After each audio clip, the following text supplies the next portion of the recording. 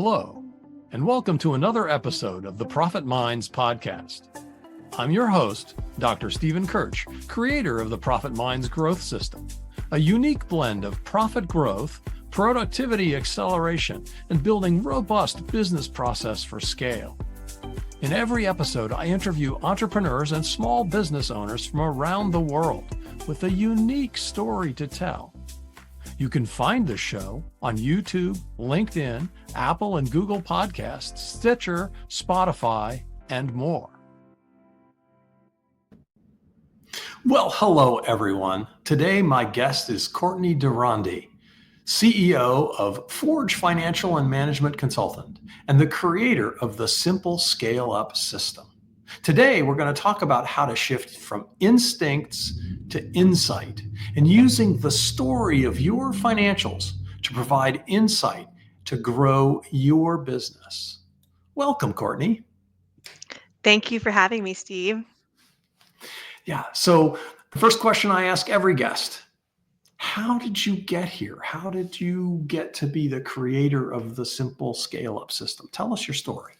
Yeah, so I created the Simple ScaleUp System really as a way to create a framework for the management consulting services that we are adding. So we have delivered financial consulting through an audit practice and an outsourced accounting practice for several years.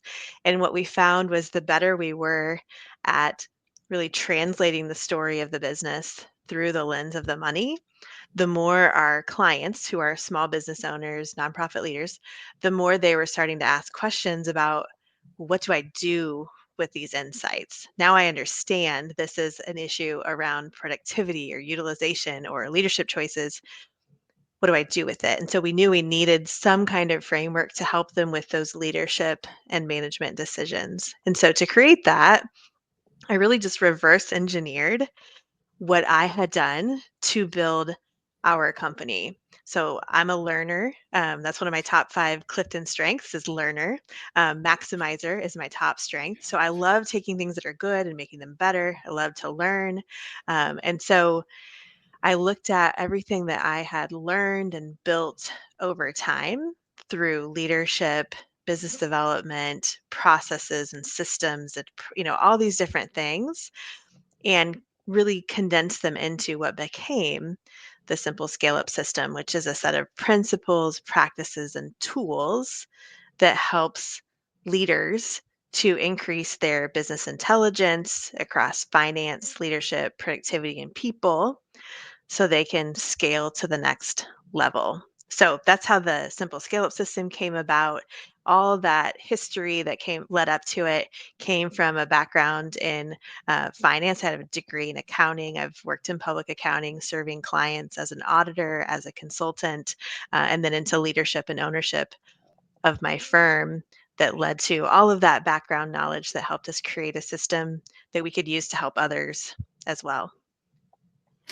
Yeah. So you mentioned that there are 4 aspects, and you went through them fairly quickly. So let's touch on those. I think you said finance, then leadership, right? Productivity, and Yes. people. As I got it right. Did I get it Yes. right? Okay. Yes, you got it right. Yes, and sometimes we talk to refer us. to the people as human intelligence. Yes. Okay. So talk to us about each of those pieces. What are the most important parts about the finance? Since that's where you started, let's start there. Yes, and as a CPA, I do start with finance just because I really have come to understand how much the money isn't the story of the business, but it tells the story of the business. So when you have someone who can really translate the numbers and the reports into insights and information, it just points to all these issues or opportunities in the business. And those issues or opportunities are in any of those other areas that I mentioned. So it starts by really following the money. And then the leadership aspect is really this understanding that we have to organize our people. We have to leverage our resources in order to organize our people and execute decisions that we've made. Productivity is all about following the process. So if we follow the money, follow the leader, follow the process, productivity is about being able to um, really mobilize the plans that have been made. So often in leadership, we create strategies, but we struggle to get them activated or mobilized. And so productivity intelligence is about being able to make those things happen through processes and systems, but also through personal, individual productivity tools that help your people to be more focused and manage their energy. And then the last area, human intelligence, is really about optimizing individual performance. So we have found that when you understand that people have unique gifts, talents, and abilities, when you know them and leverage them, they will be way more effective and more engaged and fulfilled. So it's these four things that kind of connect together in unique ways that rather than focusing on, like you did in startup, who's my customer, what's my product, you're really shifting to understanding your organization through the lens of these four areas. Do we have enough leaders? Not just do we have enough people? Can we sustain our systems? Not just can we get a product out the door? Do we have the right people to move us forward? And the finances really just help tell the story and point you to which of these areas at any given time you need to focus on or put your resources towards. And that's a really interesting way of looking at it. And obviously, they're very interconnected, Mhm. right? The whole process thing, right? If you develop a process that the people aren't going to like or don't want to implement or whatever, it doesn't matter how good the process is if you don't have the people that can carry that out or the leaders that can inspire them to do those things. Mhm. That it doesn't it doesn't work. But it's interesting that you start with the finances, because one of the challenges that I have, and when I look at people's finances, right, it's always looking in the rearview mirror, Mhm. right? You're always looking backwards, right? You don't create a financial report for next quarter. Well, you can. It's called a cash flow thing, but most of the time people look at their P&L and their balance sheet, and those are for last quarter or last year or the last n years, whatever. So how do you translate what has happened in the past into what you need to do to go forward? Mhm. Yeah, that's a great question, Steve. So, like you mentioned, a lot of times when we think about financial statements, it's really capturing and reporting on what has already happened. But we incorporate into when we're serving as a virtual CFO or an outsourced controller, in our package that we're reporting to our clients, and then what we built into the best practice in the Simple ScaleUp system is to include not just the historical, but also the prospective financial information. So you're really building two different levels of prospective reporting. One is a budget. So month by month, at the Mhm. beginning of the year, we're creating a plan for what your revenues will be, what your costs will be, what your operating expenses will be, and then what you'll do with your profits. How much of it do you need to set aside for taxes? How much do you want to reinvest in the business? How much do you want to pay yourself? We're just planning this out and it's linked to your strategic plan. So if you've got goals and plans or a business model that you're working off of, you're using that, excuse me, you're using that strategic plan to build assumptions. That's really all a budget is creating assumptions based on something, which is usually a mix of historical information and goals to pencil it out. So that's one piece. So you're building your budget. And so now every month when you get your financial statements, you're comparing your actual results for the last month to your budget, to your plan for the month, and being able to compare it and say, well, this is what we thought would happen. This is what actually happened. So we've got visibility on reliable information compared to what we predicted. And then we can flex and pivot our plans if it didn't quite line up the way that we thought it would. And then the additional component that we're adding in, what you alluded to, is a forecast. So a forecast is another report that says, based on what has already happened, how can I update my original budget assumptions based on what I think will now happen? And maybe some new information I now have that I didn't before. So you're really kind of recasting where you think you'll end up. And so you don't have to change the budget, but you can continuously update month by month or at least quarter by quarter where you think you'll end up. So it actually is combining this historical look on what's already happened with, so basically, visibility on reliable information with predictability about where we're going. That's great. Yeah, and of course, the leader plays an incredible role in this. And you alluded to this. This is kind of interesting. Um, you alluded to this when you talked about your own strengths, and leveraging the strengths of others, right? How much does like the strength-based leadership or the strengths profile or any of those kinds of things that the Gallup Strengths Finder, Mhm. do you rely on those things as well to help you with both leadership and with people? We do. Yes, there's actually a tool that I created in the Simple ScaleUp system called a working style profile. And the working style profile is taking the assessment results from three proven assessments that we believe are really valuable and have helped me and my team and our clients, summarizing those results into a working style profile, and then also getting it down to a one-page snapshot version that leaders can use with their teams to kind of show, this is how I'm wired, and this is kind of the do's and don'ts of working with me. And so there's three assessments.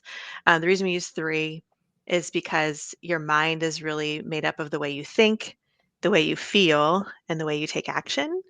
And so we use CliftonStrengths by Gallup to get into more of that thinking cognitive assessment. We use the Integrative Nines Enneagram for the Hmm. feeling or motivation side of the brain.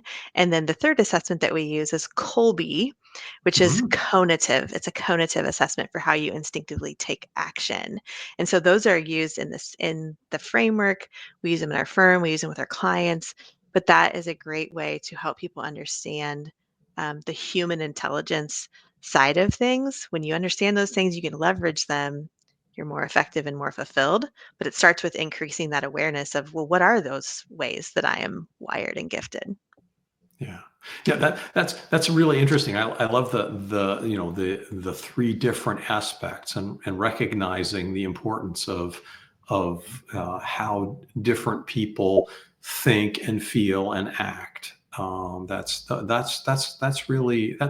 somewhat unique. I don't think I've seen that before. Yeah, it is. That we have found that too. And I kind of found each of those three over the course of a decade independently. And when I started to put them all together, I realized how powerful it was, because if you only look at one assessment, you might say, oh, well, my top strength is maximizer too, but we seem very different. Or I'm also an Enneagram 1, but we seem very different.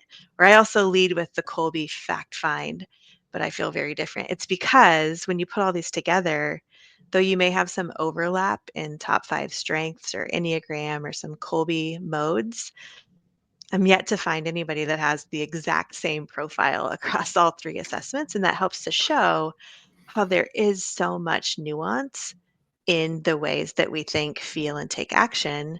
And the more we understand that, the better we can leverage it. But also within a team, the better you can communicate and collaborate when you start to realize that everybody has a different way of seeing things. It's valid and it's valuable. And we're going to be a lot more effective if we can leverage that instead of, fighting against it. Yeah. So what are the things? So if I'm a leader and I'm a take action kind of person, and I've got somebody that's more deliberative. I don't know what I know a little bit about the Colby, but Hmm. somebody that's Okay. that's Yep. more cautious, that's on my team. How do I take that into account? How do I work effectively with that? Or do I need to have a whole team of people like me? Yeah, great question. So I think sometimes the temptation is to have a bunch of people like us. Of Like, course it is. oh, how much easier would it be if we all just, If everybody was like me, believed, it would seem so yeah, much better. right. Or like, oh, if I could just clone myself. Really, what you want is to have a lot of diversity across these working style profiles because, like I mentioned, they are all valid and valuable. It does slow things down when people are different, but it is worth it because you get so many different perspectives. So Steve, what you were asking about there specifically, one of the modes of Colby measures four things. One of them that you're kind of talking about there is what Colby calls quick start. It's Right. how people deal with risk, uncertainty, and change. So someone who's a high quick start, that means that they're an innovator. They love to create change. They're comfortable with risk. They might, even want to change something just for the fun of it, not even because it's necessary. I don't know anybody like that.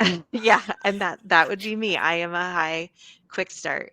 There people who are low quick start, so it's on a scale of 1 to 10, so people scoring a 1, 2, or 3 who are low quick start, they are stabilizers. So they do not like risk, change, or uncertainty, but the gift is that they look for ways to preserve what's working, to minimize chaos, to push back on change when it's not necessary. How valuable is that? Like, we need people who are willing to take risk and to change. We also need people to say, hold on, you're creating a bunch of disruption that isn't necessary.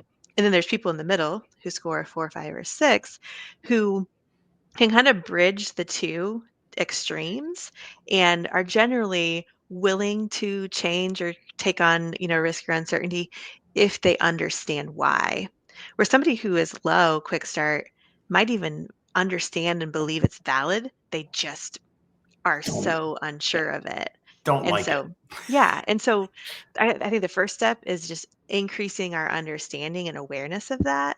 And then the second step is to realize in what scenarios do we need someone to innovate? In what scenarios do we need somebody to bridge? Where do we need somebody to stabilize? And not putting people consistently in the wrong place that kind of works against their strength.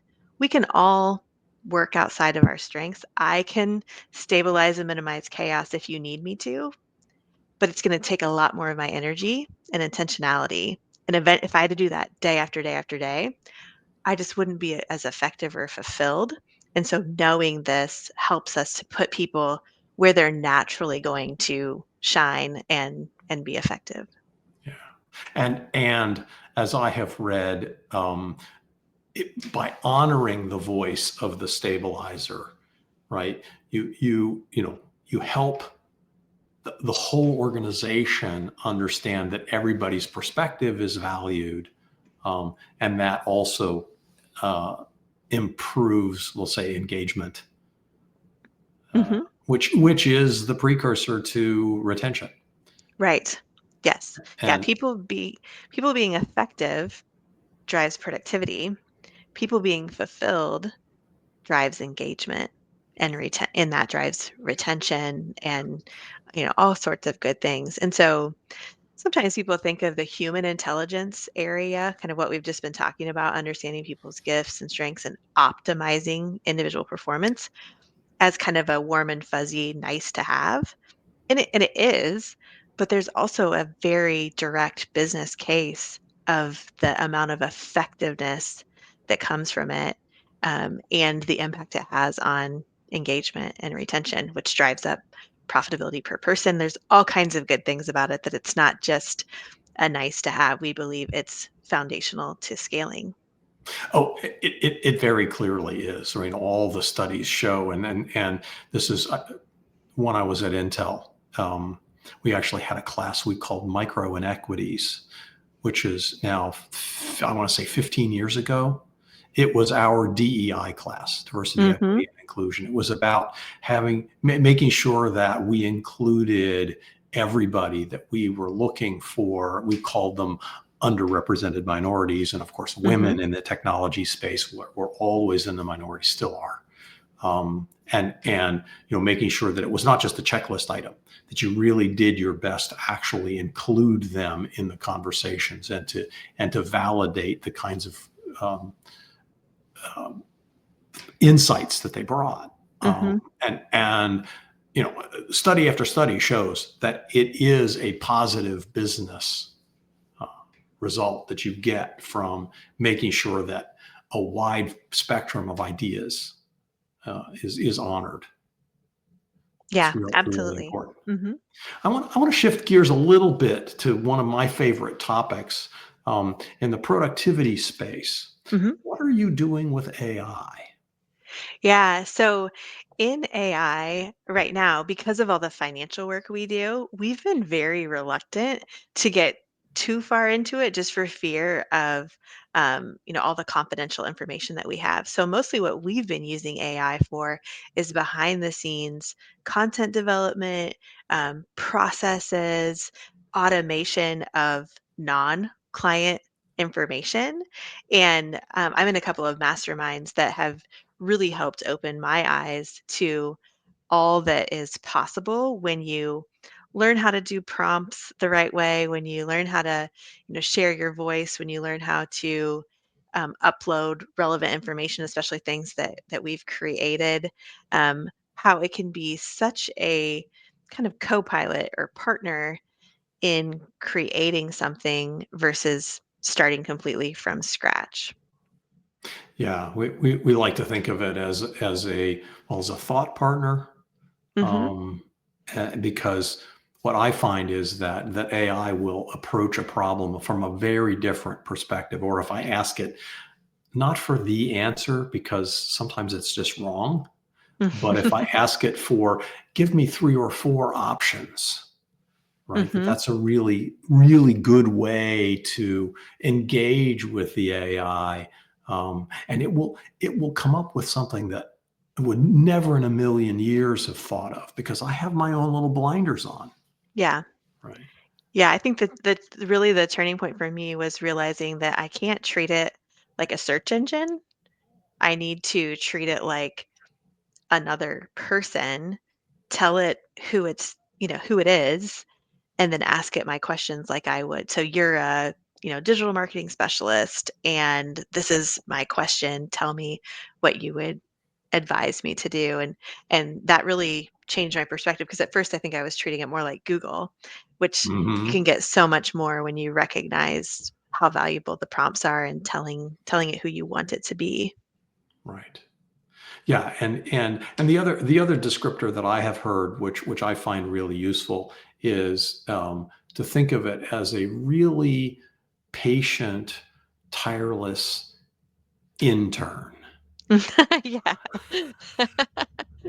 Because Mhm. you would never take the output from an intern and just turn it over to your board of directors or turn it over to your Yep. boss or Mhm. or you know without looking at it at least. Yeah. But Yes. it, Mhm. it never tires of doing the same thing over and over again. No, that's not quite right. What I really mean is this, and can you try Mhm. this a little bit differently, and all those sorts of things. So there's a lot of opportunity in that.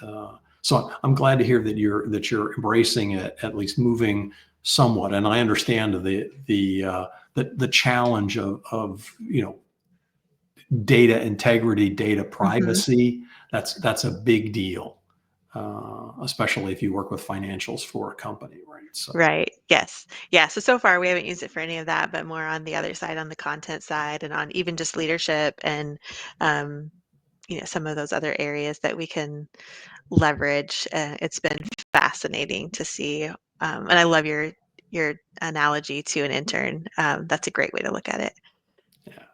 So we've covered an awful lot of stuff today. Do you have an offer, something that you would like to offer the listeners here who stuck Yes. with us through this conversation? Yeah, I would love to offer your listeners an opportunity to assess where they are at in each of those 4 areas. So, financial intelligence, leadership intelligence, productivity intelligence, and human intelligence. So, they can take our free business intelligence grader. It takes about 10 minutes, and you're self assessing where you're at. And then it'll give you back your results and give you some tips on steps you can take to increase your really position yourself to scale in each of those 4 areas so they can take that free business intelligence grader. I think there's a link in your show notes Yeah, that they can access that easily. great. And if somebody wanted to get in touch with you, what's the best way to reach out? What's the best way to find you? Yeah, the best way to find me is to connect directly on LinkedIn at Courtney De Ronde. I'm very active on LinkedIn. I typically post a video about every week. I post, other things probably 4 to 6 times a week, really just sharing what I'm learning in my own life, in my leadership, with clients. It's very authentic and real content. So I love to connect with you on LinkedIn, or you can go to our website, forgeahead.com. If you go to our team section, it'll link you to my LinkedIn profile there as well. Great. And that concludes our show. So thanks to my guest, Courtney De Ronde, the CEO of Forge Financial and Management Consulting and creator of the Simple ScaleUp System. I hope you learned something about how to shift from your instincts to insight and using the story of your financials to provide insight and grow your business. I know I did. Thanks for listening. You've been listening to the Profit Minds podcast. This is your host, Dr. Stephen Kirch. Please visit www.profitminds.net for other episodes or to contact me. Thank you for your positive feedback, comments, questions, and for sharing this show with others. Thanks for listening. Have a grateful day.